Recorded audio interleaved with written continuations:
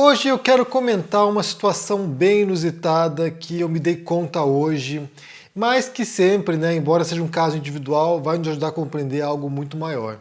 Porque eu descobri hoje, mais cedo, que eu fui bloqueado no Twitter pela Cris Paiva, a apresentadora do Vênus Podcast, que é vinculado ao Flow Podcast, e que se envolveu numa treta com o humorista Thiago Santinelli. Eu comentei isso aqui, né? Fiz 2 vídeos sobre esse assunto, inclusive, né? Um deles incluindo o Ricardo Ventura, e depois sobre a Cris Paiva e como isso escalou. Aí a Cris Paiva começou a bloquear geral, ela começou a bloquear muita gente, muitas pessoas que nem sequer participaram da treta, e ela foi bloqueando geral, e no meu caso foi parecido, porque assim, embora eu tenha comentado a treta, tenha comentado essa tensão que houve entre ela e o Santinelli, eu não fui ofensivo com a Cris Paiva em nenhum momento.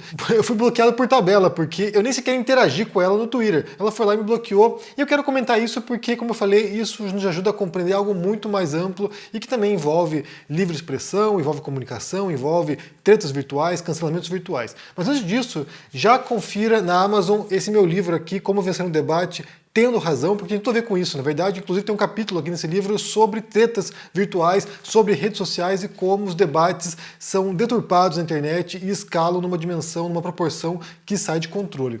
E hoje, né, pelo menos hoje, não sei até quando vai ficar isso, mas hoje esse livro está na Amazon com uma promoção de 44%, ou seja, quase metade do preço habitual. Se você for na Amazon agora, você vai ver que está com baita desconto. Então, caso você se interesse, vá lá, confira, porque eu posso assegurar que esse livro aqui é uma das referências mais completas sobre falácias lógicas, ou seja, sobre erros argumentativos, e para quem deseja aprender a argumentar melhor, a elaborar melhor suas ideias e defender sua posição de maneira mais apropriada e mais robusta. Então vá lá com um baita descontão na Amazon. Eu vou pôr para vocês aqui embaixo na descrição desse vídeo o link para você lá diretamente para o livro. Vá lá e confira, e caso interesse, já compre, porque o desconto está brutal lá. 44% de desconto é muita coisa. Então, recomendação, vá lá.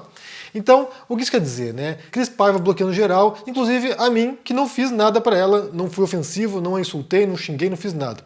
Então, antes de tudo, né, já vou deixar bem claro aqui que eu sou um grande adepto do bloque. Eu acho que bloque é saúde mental. Quando você tem esses cancelamentos públicos, né, ou pessoas te insultando ou te atacando, bloquear é o que há. Você vai lá e bloqueia mesmo. Te xingou tua mãe, xingou, sabe, teus parentes, foi lá, sabe, te ameaçou de morte, foi lá, te difamou, bloqueia, denuncia, bloqueia, e isso vai te ajudar bastante a lidar um pouco com essas interações nas redes sociais. Eu sei que você, se você falar assim, mas não tem demais ser xingado na internet. Se você não tiver um grande número de seguidores, vamos supor que tenha 200 seguidores nas redes sociais, ou 1000 seguidores, é claro que você não sente o impacto disso, mas se você tem centenas de milhares ou milhões de seguidores, quando há uma repercussão enorme nesse sentido de muita gente vir te insultar, isso afeta e isso abala profundamente a saúde mental das pessoas. Então, dar um bloco, ou chamar alguém, algum amigo seu, alguém próximo a você para fazer isso, ajuda bastante você não ter que lidar com esse tipo de, sabe, toxicidade da internet, porque essas pessoas são venenosas, né? Aqui a gente tem que compreender, gente, porque assim, é claro que existem críticas legítimas, existem críticas que são totalmente válidas, pessoas que realmente dedicam a expor qual é o seu erro de raciocínio, o que elas discordam, e fazem isso com educação, fazem isso com gentileza, fazem isso com respeito, inclusive, né? Pessoas que discordam veementemente de você, mas são capazes de apresentar o contraponto e serem honestas, serem decentes, éticas, né? Inclusive esse meu livro é sobre isso, né? Como você ser ético no debate.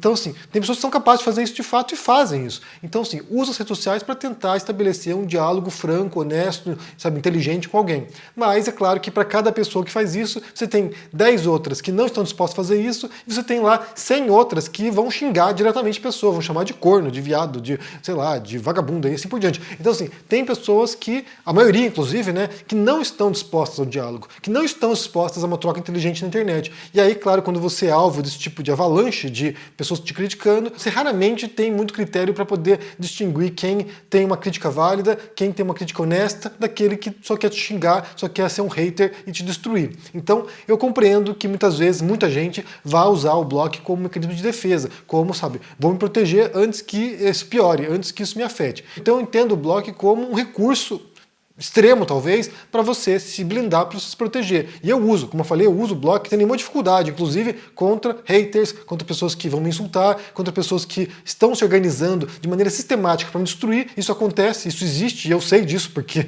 eu já passei por isso várias vezes. Então, sim, eu entendo que isso ajuda a você se proteger. Mas, por outro lado, eu questiono quando a pessoa dá um bloco indiscriminadamente, inclusive em críticas válidas, em críticas legítimas e honestas, porque aí sim você começa a se preocupar até que ponto ela está aberta a ouvir o divergente. E aí entra uma outra questão, porque além disso, né, quando se trata de direitistas no geral, além de você ter já um espírito que é um espírito de confronto, um espírito de marcar posição e de uma disputa que é de força e não apenas de raciocínio e de argumento, você também tem um discurso habitual dessas pessoas, que é o discurso da livre expressão, ou seja, que nessa arena intelectual que são as redes sociais, as melhores ideias vão subir ao topo, né? Meritocracia das ideias, as melhores ideias vão subir ao topo, enquanto as piores ideias serão soterradas. E aí, o exemplo clássico que todo mundo utiliza é do nazismo. Então, assim, no mundo atual, se a gente fosse pensar racionalmente, as ideias boas sobrepujariam as ideias ruins como o nazismo. E a gente sabe que a dinâmica não é essa, né? A gente sabe que não funciona assim, mas é o argumento que eles adotam. Então, assim, Monark fala isso o tempo todo. E quanto mais livres as ideias, melhor é para o debate público.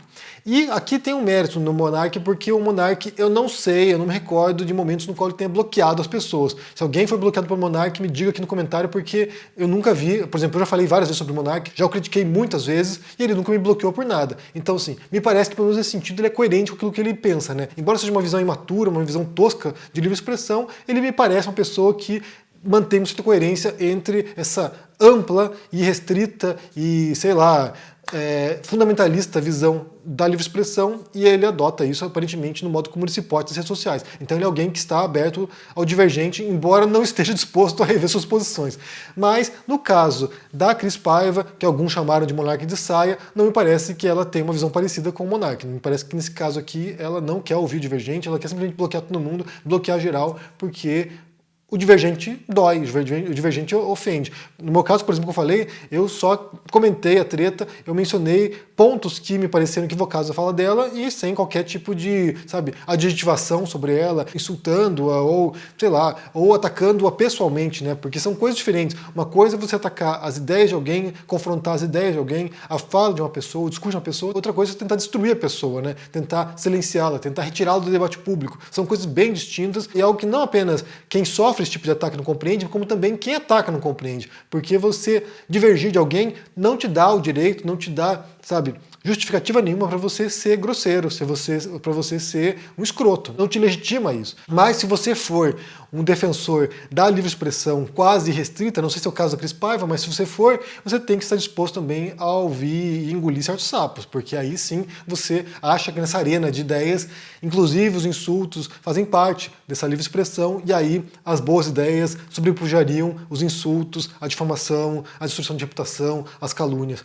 Eu não sou um defensor da livre expressão nesse sentido. Eu acho que livre expressão, acho não, né? Tenho certeza que livre expressão ela está inserida num código legal, num conjunto de normas, e é um dos direitos, é uma das liberdades que a gente possui, além de outras liberdades que a gente possui. E aí, quando entra em conflito a livre expressão com outros direitos, às vezes você tem que compreender ali uma hierarquia de direitos e pensar na livre expressão como estando subalterno a outros direitos. Por exemplo, o direito à vida vem antes do direito à livre expressão. Se você tem alguém que está ameaçando alguém na internet, alguém que está planejando algum tipo de crime na internet, e aí ela vai e divulga isso, um assassinato, por exemplo, é claro que nessa hierarquia aí a vida vem antes, depois vem a livre expressão, e aí a livre expressão tem que ser suprimida nesse caso em particular, porque é algo que põe em risco a vida de alguém. Então, a gente tem que pensar nesse sentido. A livre expressão, ela não é irrestrita em nenhuma nação no mundo, nem sequer nos Estados Unidos, onde seria a mais ampla noção interpretação de livre expressão. Mas, por outro lado, também me preocupa nesse tipo de disputa que se dá na internet, né, que é uma coisa muito constante. Na verdade, a internet ela se alimenta dessas tretas, é o que gera engajamento, é o que gera, inclusive, dinheiro para as pessoas. Me preocupa um pouco a Cris Paiva ir lá no podcast dela, no programa dela com o Ricardo Ventura, mandar uma indireta, na verdade foi uma direta, mas mandar uma indireta para o Santinelli e quando vem resposta ela não querer ouvir. E aí isso me dificulta um pouco essa dinâmica, porque se ela está querendo dizer alguma coisa, ela deveria estar disposta a ouvir a resposta também, né? E um dos primeiros que foi bloqueado por ela nesse bloqueamento coletivo aí, me parece que foi o próprio Santinelli. Então, assim, é alguém que quer falar sozinha, né? Ela quer falar sozinha sem ouvir a resposta, sem ouvir o outro interlocutor, o que ele tem para responder. Esse tipo de dinâmica de redes sociais, ela é muito tóxica e nociva e perniciosa para o debate público e eu acho que a gente não conseguiu aprender a lidar com isso ainda. É muito difícil as pessoas evitarem esse espírito de turba, esse espírito de vamos lá acabar com essa pessoa, né? Vamos lá com as tochas, pôr fogo nas bruxas. A gente poderia aprender muito, tanto sobre nós mesmos, sobre aquilo que a gente acredita, nossas ideologias e sobre o outro também, com uma troca mais autêntica e genuína de ideias, né? Mas aqui eu tô sendo otimista, aqui eu tô sendo meio que idealista, mas tudo bem. Sonhar não custa nada. Mas me diga o que vocês pensam aqui sobre essa história, né? Eu bloqueado pela Cris Paiva, eu nem sequer tive nenhuma interação com ela no Twitter, fui bloqueado por ela lá. Claro que ela deve ter visto o vídeo ou foi comentado com ela, mas ela bloqueou porque tá bloqueando geral mesmo. Como eu falei, entendo que a pessoa queira bloquear para se blindar, para se proteger. Isso veta bastante a circulação de ideias, ainda mais para quem defende livre expressão, como é o caso dos direitistas no Brasil hoje, né? Que acho que isso é Marina Romana e que vocês que se matem e quem sobrar no final é melhor. Mas me diga o que vocês pensam sobre isso. Como eu falei, confira o livro na Amazon, está com um descontão agora, 44% de desconto, confira. E também aproveite para se inscrever nesse canal aqui, deixar um joinha nesse vídeo, deixar o seu comentário e quem quiser, torne-se membro do canal, isso dá uma força tremenda para o trabalho. E só lembrando que nesse momento está acontecendo no Clube do Livro, todos os meses se encontra 2 vezes por mês para debater obras de filosofia ou de literatura com teor filosófico. E nesse mês de abril estamos lendo Édipo Rei, uma tragédia grega escrita por Sófocles. Espero você por lá para debater, tá muito legal e a gente se vê por aí. Um abração e até mais. Tchau! Fala, turma do canal Henri Bugalho, eu sou Eduardo Moreira e tenho um convite especial para fazer para vocês. Na terça-feira, dia 18 de abril, às 8 horas da noite, no horário de Brasília, eu vou dar uma aula que eu dou uma vez por ano só, chamado Investir é para Todos. Uma aula onde, em menos de uma hora, eu ensino todo o conhecimento básico que você precisa ter sobre o mundo de finanças e investimentos, não só para aprender a investir bem o dinheiro, e claro que isso você aprende também, mas para saber lidar com as suas dívidas e equacionar elas e também para entender o papel do mercado financeiro na vida de todo mundo. Se você não quiser faltar essa aula, é só você clicar no link aqui em cima ou aqui embaixo e se inscrever gratuitamente. E fica atento, porque a aula é ao vivo e não tem replay. Então você põe na agenda, assiste com a gente e eu tenho certeza que isso vai te ajudar demais de agora em diante na vida. Um abraço e até lá! Fala, turma do canal Henri Bugalho, eu sou Eduardo Moreira e tenho um convite especial para fazer para